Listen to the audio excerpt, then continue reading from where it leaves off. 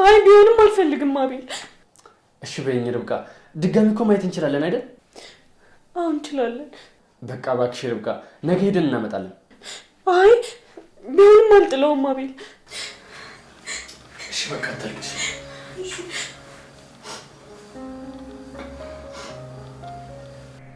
ማሚቴ ላንቺ የገነባሻትን ካራክተርማ እኛም እንጠቀማት እንጂ። አንተ ደግሞ ምንድነው የምትጠቅመው? አንቺ ስትጫኛት ወደ እኔ የምትመጣበት መንገድ ይከፈታል። እና እኔ ምን ላድርግ? በቃ ከዚህ በላይ አስጨንቂያት። ሰውዬ አንተ እያዘዝከኝ አይደለም እኮ ምንም ነገር የማደርገው። ካልሽ እሺ፣ ያው እንደዛ ቢሆን ግን ነገሮች ይቀሉልን ነበር። እንደው ከተወለድክ ጀምሮ አንድ ነገር ያለ ሰው ድጋፍ በቃ መጨረስ አቃተ? ማሚቴ ቀላል ጉዳይ አይደለም እኮ። አሁን እንደው እቺ ከብዳ ነው።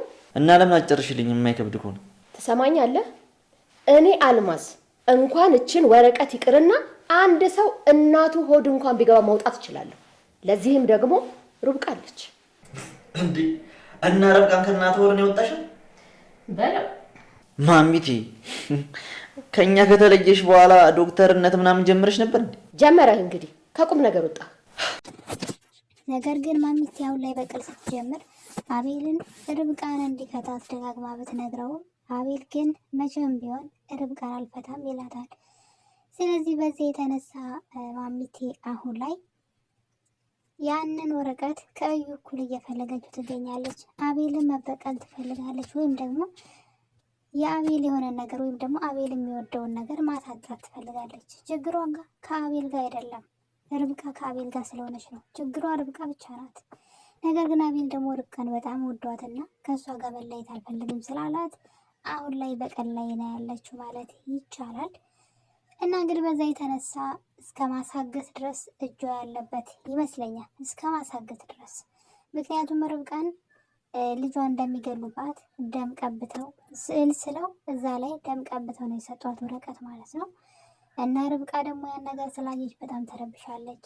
ልጄን ላጣው እችላለሁ፣ ልጄን ሊገሉብኝ ይችላሉ እያለች እየፈራች ነው። በዛ ላይ ማሚቴንም እኔ እፈራታለሁ ስትል አቤል ነግረዋለች።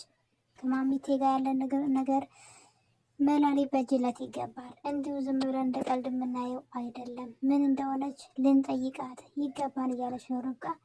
ያለዛ ግን እኔ እሰጋለሁ፣ በተለይ ለልጄ እያለች ነው ርብቃ። እውነቷን ነው፣ ያሰጋል።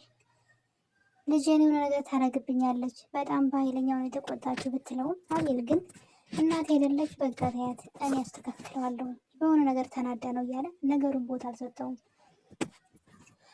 በሌላ በኩል ደግሞ ርብቃ የሰራችው ትልቅ ስህተት ሁልጊዜም ጓደኛዋ ሪኪ ሳትቀር ከእዩ ጋር ብዙ አትቀራረቢ፣ ሚስጥር አትንገሪ ብላት ነበረ። ነገር ግን እሷ እዩን በጣም ትቀርበዋለች። ያው ወንድሟም ነው ደግሞ እዩ ማለት ነው። አቤል ልጅ እንደተረገዘለት ማወቅ እንዳለበት ለርብቃ ነግሯት ነበረ። እሷም ደግሞ ችግር የለውም ጥሩ ሁኔታ ላይ ሲሆን እነግረዋለሁ፣ አሁን ግን ጥሩ ሁኔታ ላይ ስላልሆነ ይህን ማሳወቅ አልችልም ስትለው ከዚህ የተሻለ ጊዜ የለም አሁኑኑ ንገሪው አላት።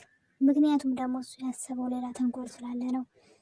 እሷ አልነግረው ስትል አቤልን በመጥራት ለምን ልጅ አትወልዱም እያለ ሀሳብ ማንሳት ጀመረ። እሱ የሚፈልገው የአቤልን መናደድ፣ ብስጭትና አቤል ሲከፋ ማየት ይፈልጋል። ዙሪያው እንግዲህ በጥላት የተወረሩ ሰዎች ናቸው። እሱ የአቤልን ደስታ አይፈልግም። ስለዚህ ርብቃ እንዳረገዘች አቤል ሰምቶና ደስ ብሎት ደስታውን ሳይጨርስ ልጁን ነጥቀዋለሁ ወይም ደግሞ ልጃቸውን አሳጣቸዋለሁ ነው እያለ ያለው እንግዲህ እዩ ማለት ነው። ከዛ ሁለቱ ሲያዝኑ ማየትን ይፈልጋል። ለዛም ነው ቶሎ ንገሪው የሚላት። ርብቃ ግን ሳትነግረው በሌላ በኩል አወቀ እና በዚህ ማምድ ያለው እንግዲህ አቤል የርብቃንና የአቤልን ፍቅር ለማበላሸት ስለፈለገ አንድ ወጥመድ ያዘጋጀ። አቤል ከቤት ሲወጣለት እኔ ካልፈለኩት ወረቀቱን ብሎ ርብቃ ላይ ድርቅ ይልባታል። ርብቃም ግራ ቢገባትም እሺ ብላ ሳሎን ትቀመጥና እሱ ግን ወደ ክላሳቸው በመግባት ካሜራ መግጠም ይጀምራል። ካሜራ የሚገጥመው ለርብቃ ነው። እናም ካሜራውን ከዛ ከመሳቢያው ፊት ለፊት ደብቆ ያስቀምጠዋል። ርብቃም ሳሎን ሀገር ሰላም ነው ብላ ቁጭ ብላ ትጠብቃለች። እሱ መጀመሪያ ካሜራውን ከማስቀመጡ በፊት ወረቀቱን ፍለጋ ገባ።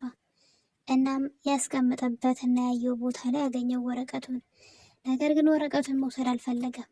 እዩ ወረቀቱን ወስዶ ነበር የሚል ወሬ እንዲወራ አልፈለገም። አደገኛ ነገር እንደሆነ ያውቃል። ስለዚህ ርብቃን ወጥመድ ውስጥ አስገባት። ወረቀቱን ካወጣው በኋላ ላይ መሳቢያው ላይ ቀስ አድርጎ ያስቀምጠዋል። ርብቃም ስትጠብቀው እሱ ግን ተንኮል እየሰራ ነበር። ካሜራውን ካደረገ በኋላ ቆይቶ ይወጣል። ርብቃም ወረቀቱ ስትለው አጣሁት ይላታል። አጥቼዋለሁ ሲላት እሺ በቃ ብላ ነገሩን ብትተወውም እሱ ግን አይ አንቺ ሄደሽ ፈልጊልኝ አላት። እሷም እንግዲህ አንተ ፈልገ ያላገኘሁን እኔ ከየት አገኘዋለሁ አልችልም ብለው በልጅሽ ልለምንሽ እባክሽ አንቺ ልታገኙ ትችያለሽ ማለት ወደ ክላስ ሄዳ እንድትፈልገው ያደርጋታል። ርብቃም ሄዳ ወረቀቱን መሳቢያውን ስትከፍተው ፊት ለፊት ወረቀቱን አገኘችው። እሱ ነበር ያስቀመጠው ካሜራውን ከማጥመዱ በፊት። እናም ርብቃ እንግዲህ ያንን ወረቀት ይዛ ለእዩ ስትመጣ መሳቢያውን ከፍታ እዛ ክላስ ገብታ መሳቢያውን ከፍታ ወረቀቱን አውጥታ ስትወስድ ካሜራ እየቀረጻት ነበረ ርብቃን። እናም ርብቃን አገር ሰላም ነው ብላ ያንን ወረቀት ወስዳ ለእዩ ትሰጠዋለች። እዩም በጣም ደስ አለው። እናም ርብቃ ግን በጣም እንደፈራች ነገረችው። ይህ ነገር ምናልባት አቤልን የሚጎዳ ነገር ከሆነ አቤል የሚናደድብኝ ከሆነ ተው ስትለው ምንም በጣም ደስ የሚለው ነገር ነው እንጂ ምንም የሚጎዳው ነገር የለም አታስቢ ይላታል። እና ግን መንገር አለብን እንገረው ስትለው ቆይ ካስተካከልኩ በኋላ ነው የምትነግሪው። ስንት ቀን ይፈጃል? ትንሽ ቀን ታገሽ፣ ሲጨርስ እኔ እነግርሻለሁ። ወረቀቱን እስካስተካከል ግን ምንም ነገር መስማት የለበትም ይላታል። እሷ ግን ውስጧ እንደተረበሸ ነግረው ነበር። እናም ድንገት አቤል በሩን ከፍቶ ሲገባ እዩ በድንጋጤ መሳቢያ ውስጥ ወረቀቱን ያስቀምጠዋል። እናም በዚህ መሀል እያሉ እዩ የቤት ሰራተኛዋን ወይም ደግሞ የስራ አጋዣቸውን ወደ ኪችን በመሄድ ርብቃ ክፍል የሆነ ቦታ ላይ ካሜራ አጣጥምዶ እንዳስቀመጠና ያንን ካሜራ ቀስ ብላ ተደብቃ ገብታ እንድትወስድና እንድታመጣ ልትጠይቃታል። እሷም እንግዲህ እሱ እንደጠየቃት ወደ እነ ርብቃ ክፍል ታመራና ያንን ካሜራ ታገኘዋለች። ካሜራውንም ነቅላ ከነ ርብቃ መኝታ ቤት ቀስ ብላ በሩን ከፍታ ስትወጣ እጅ ከፍንጅ ርብቃ ትይዛታለች። ሁለቱም ነበሩ የተፋጠጡት። ነገር ግን ርብቃ አሁን እዚህ ጋር ርብቃ የዋህ ናት፣ ምንም ነገር አጠረጥርም። ያቺ ልጅ ማንም በሌለበት ጸጥ ባለ ሰዓት እሷ ክላስ ገብታ ምን ይዛ እየወጣች እንደሆነ ካልፈተሽቻት ዋጋ ትከፍልበታለች ማለት ነው። አንደኛ የአቤልን ንብረት አሳልፋ ለሰው ሰጥታለች።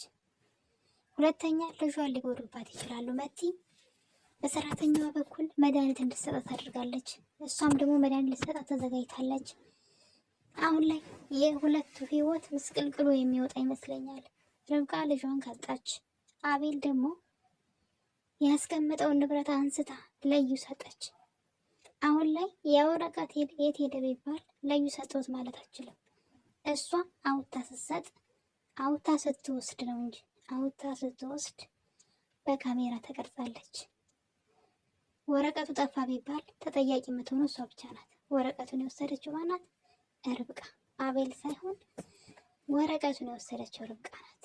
ስለዚህ አቤል ይህን ነገር ሲሰማ ለርብቃ ይቅርታ ያደርግላት ይሆን?